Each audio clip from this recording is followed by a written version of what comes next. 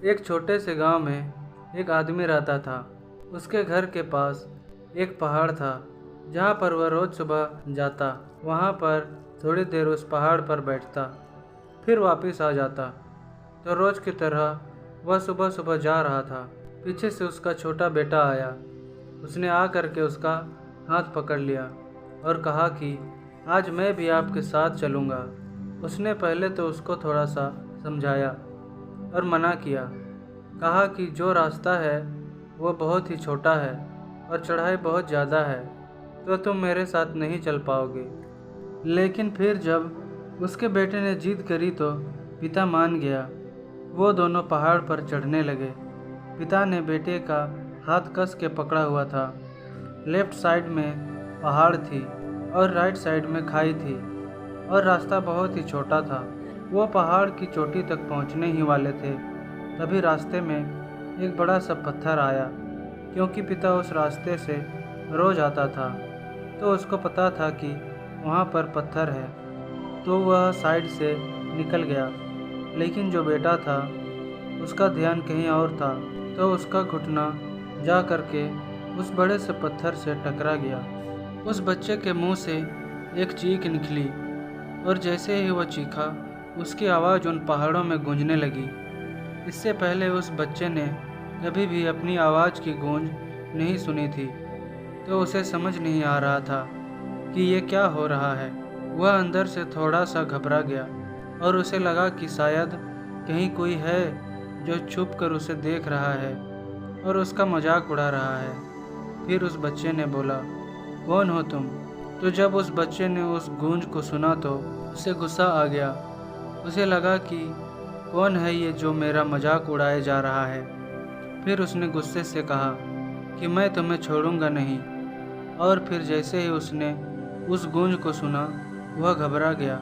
उसके पिता समझ गए थे कि यह क्या हो रहा है। उसने अपने पिता का हाथ कस के पकड़ लिया और उनसे पूछा कि कौन है ये जो मुझे इतना तंग कर रहा है, कौन है ये जो मुझे इतना डरा रहा है। तो उसके पिता थोड़ा सा मुस्कुराए और उन्होंने खाई तरफ देखा और ज़ोर से बोला, मैं तुमसे बहुत प्यार करता हूँ। वह सुनकर वह बच्चा हैरान हो गया और उसे समझ नहीं आया कि हो क्या रहा है, क्योंकि वही इंसान जो उसका मजाक उड़ा रहा है, उसको तंग कर रहा है, वह उसके पिता को बोल रहा है कि मैं तुमसे बहुत प्यार करता हूँ। तो उसके पिता अपने बेटे को देखा और वह समझ गए कि उसके मन में क्या चल रहा है। और फिर दोबारा उन्होंने बोला, तुम बहुत अच्छे हो। और यह सुनकर उनका बेटा थोड़ा सा मुस्कुराया और पूछा अपने पिता से कि यह क्या हो रहा है।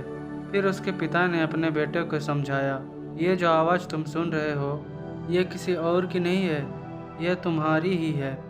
आवाज़ है जो कि पहाड़ों में गूंज रही है और तुम्हें अपनी ही आवाज़ सुनाई दे रही है। जैसे तुम बोलते हो ठीक वैसे ही तुम्हें सुनाई देता है।